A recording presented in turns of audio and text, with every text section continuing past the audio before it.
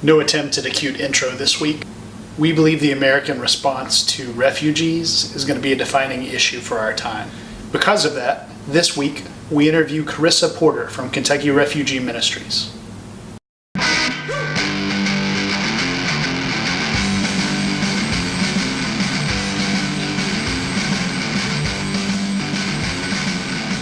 We are at Kentucky Refugee Ministries with Carissa Porter.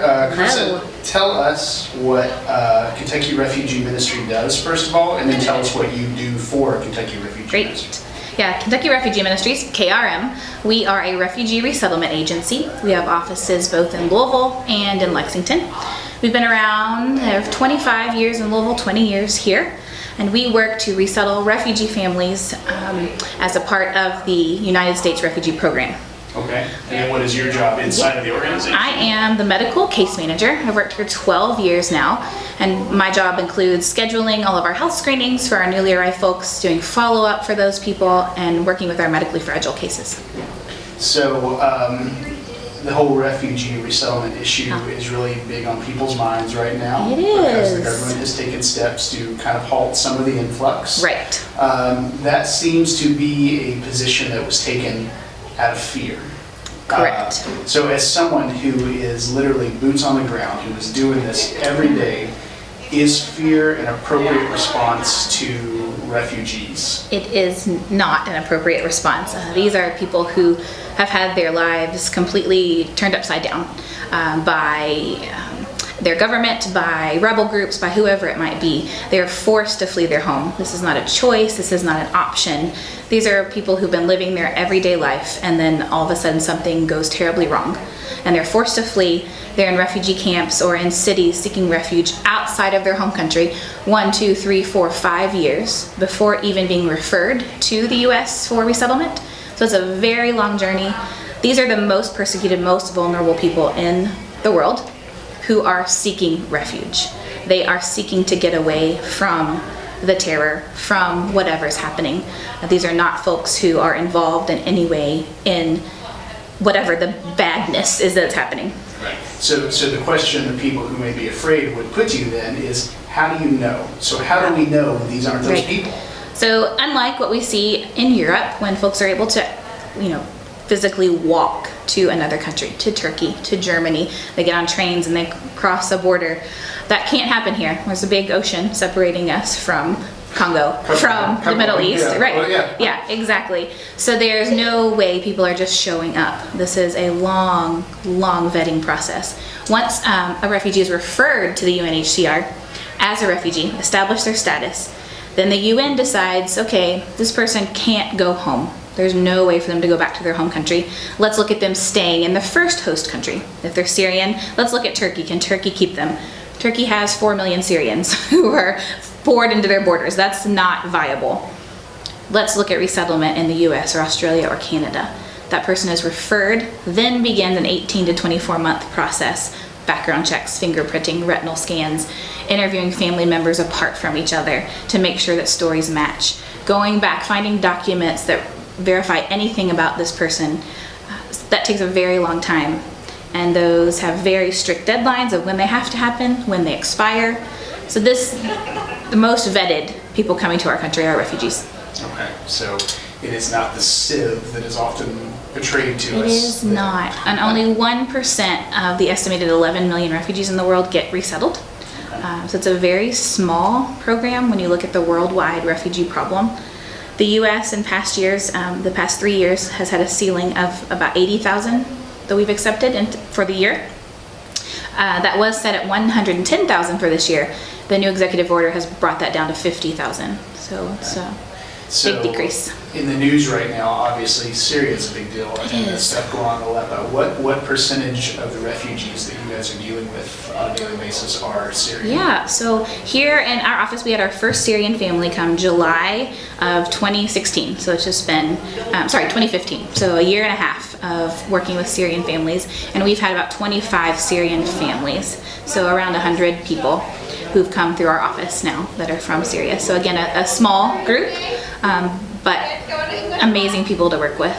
And are they pretty shell shocked when they come in? Are they frightened? Are they Most of them have had that long waiting process, so there's a sense of relief in getting here. I've sure. waited this long and finally here, finally where I feel like I have a home where I have the documentation to rent a home, to get a job. My kids can go to school.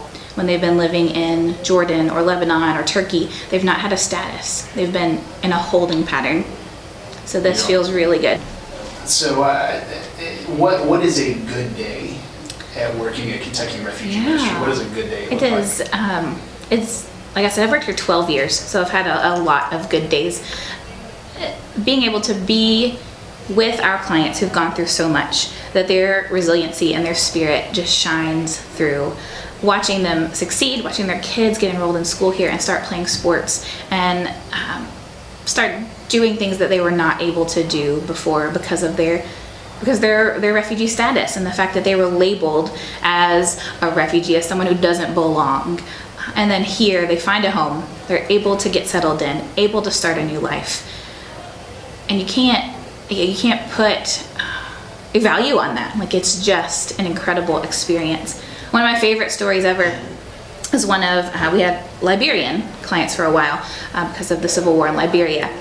And Beatrice, Ma B, we used to call her, woman in her 50s, illiterate, had never been to school, never had any formal education whatsoever. She got here, she started going to English classes to improve her English and start writing, and she got a job at UK Hospital in housekeeping, so excited, and she learned how to read and write. And the day she asked me for reading glasses because she couldn't see to write her check for her rent.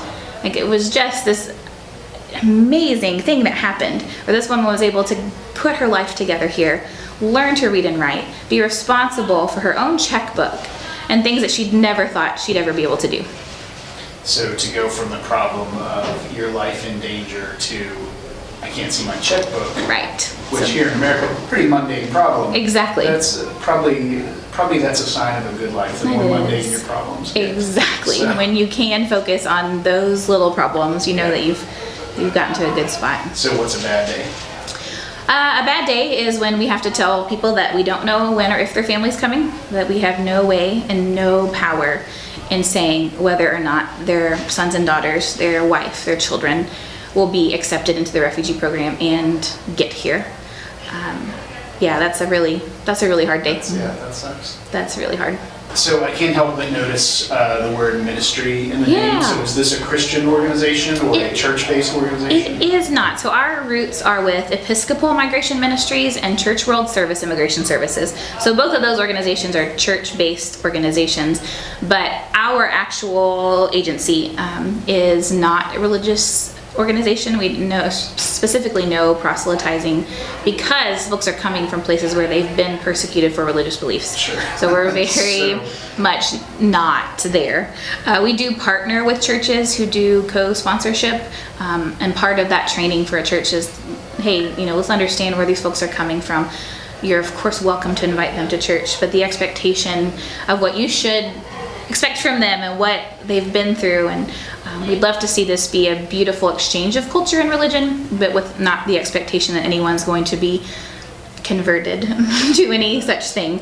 So so that's kind of where we are. We're a public-private partnership with federal funding, and then also from private donations and grants funding. So we're getting that mix. I think that's beautiful. Yeah. I think not inviting people over and then wondering what's in your other hand is Exactly.